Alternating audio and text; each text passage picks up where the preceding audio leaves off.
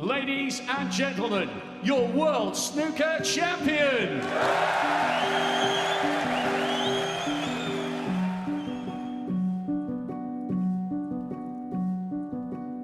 Absolutely devastated to lose, because it's what you dream about.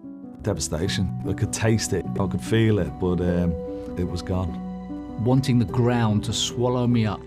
Yeah, it hurt. I mean, it's a world championship. It's mine. Nobody should take it away from me.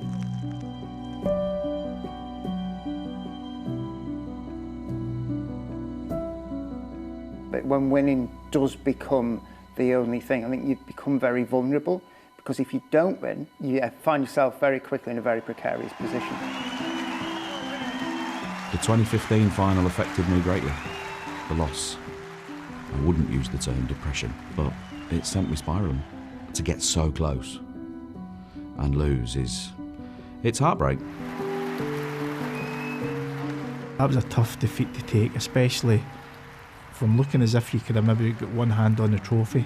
I just ran out of steam, and Mark got his claws round about my throat and never let go. That was a tough final to take. Yeah, that was a tough one.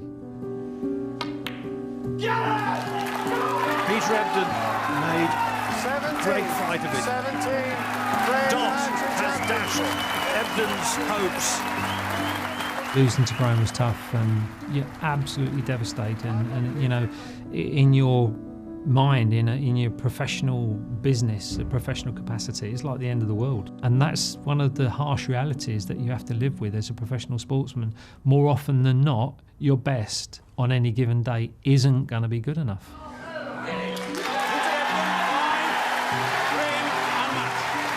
People say you've been to 9 finals, but the wins are obviously the wins, but the 2 losses I don't even think about. Before the last frame started, all you're wanting is one chance, and I got 3, and I didn't take them, and I deserve to lose. It's all about winning. You know, being runner-up doesn't matter at all. So they could basically take them off the record if they want from me, just leave the 7 wins.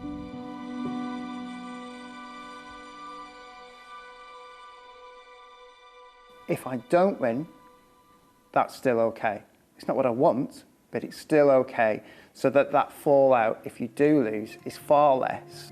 Winning or losing, if it has too much of an impact on you as a person beyond the table, then that can be a problem. So you need to manage that very carefully. All I've ever wanted to do is to become world champion, same as everyone who plays a sport. That's all they want to try and achieve. So to be standing there seeing John pick the trophy, it was gutting at the time. It's just not to be. Hopefully I can come back next year and give him a better shot. If it wasn't for me losing in that final for John, I probably wouldn't have achieved what I've achieved here in Sheffield since then. Not winning it sort of made me even more hungrier to try and work harder on the table, I suppose.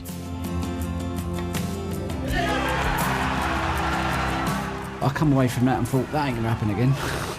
Not saying I won't ever lose, but I'm just saying it won't ever be played like that again, you know what I mean? I would always turn it around, play it on my style, and if I lose, no problem, I can live with that. Seeing him pick up the trophy, that wouldn't have made no difference to me. You know, not like that, I'm not worried about, oh, look at him there picking that up, that should be me. I've never been like that, I never will be. I got there the year after then and won the tournament, so that losing to him there must have given me a bit more experience, and when it come round again to handle it better.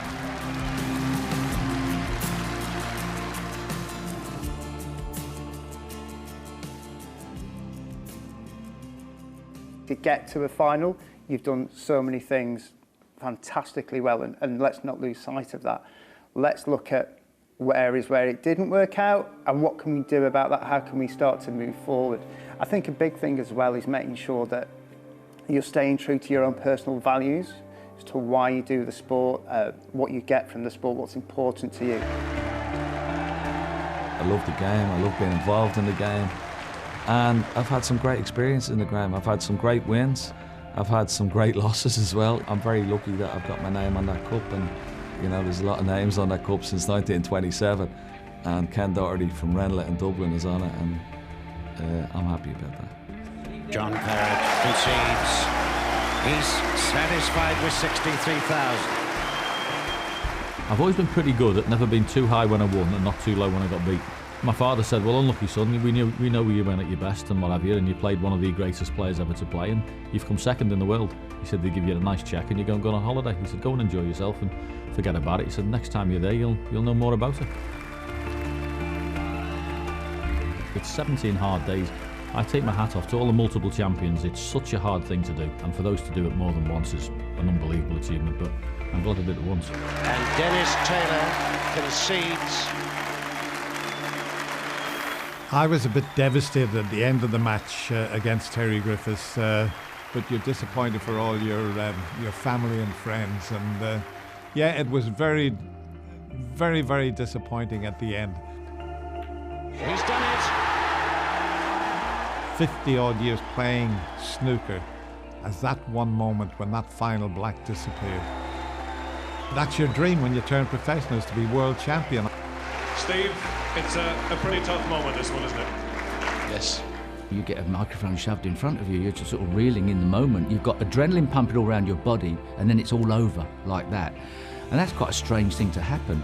And obviously, one person's elated, the other person isn't. Can you believe what's happened here tonight yet? Yeah, it happened in black and white.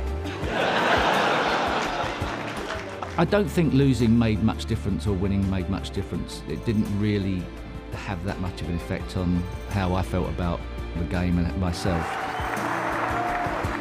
The best thing is that you love the game, you love practicing, and you love getting ready for the events and enjoy the competition.